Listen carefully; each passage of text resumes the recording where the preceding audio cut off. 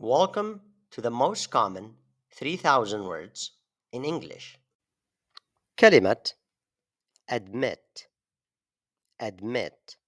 وتعني أن يعترف بفعل شيء ما. For example, I admit that I was wrong.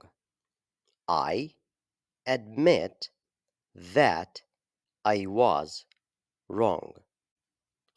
He refused to admit his mistake. He refused to admit his mistake. I have to admit it is a good idea. I have to admit it is a good idea. Now, can you write your own sentence? Write them in the comments.